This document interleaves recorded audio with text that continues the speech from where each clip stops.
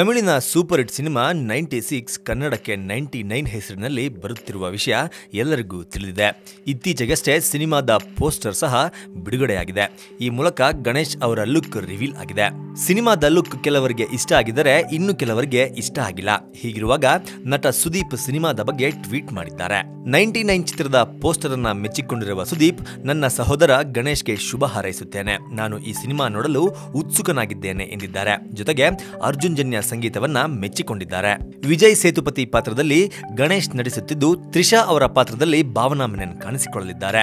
Junior ಜಾನು ಆಗಿ ಸಮೀಕ್ಷಾ ಹಾಗೂ ಸ್ಕೂಲ್ ಹುಡುಗನ ಪಾತ್ರದಲ್ಲಿ ಹೇಮಂತ್ ಅಭಿನಯಿಸುತ್ತಿದ್ದಾರೆ. ಪ್ರೀತಮ್ ಗುಬ್ಬಿ ಈ ಚಿತ್ರದ ನಿರ್ದೇಶನವನ್ನ ಮಾಡುತ್ತಿದ್ದು, ರಾಮು ಬಂಡವಾಳವನ್ನ ಹಾಕಿದ್ದಾರೆ. ಇನ್ನುಳಿದಂತೆ ಅರ್ಜುನ್ ಜನ್ಯ ಸಂಗೀತ ನೀಡಿರುವ 100ನೇ ಸಿನಿಮಾ ಇದಾಗಿದೆ.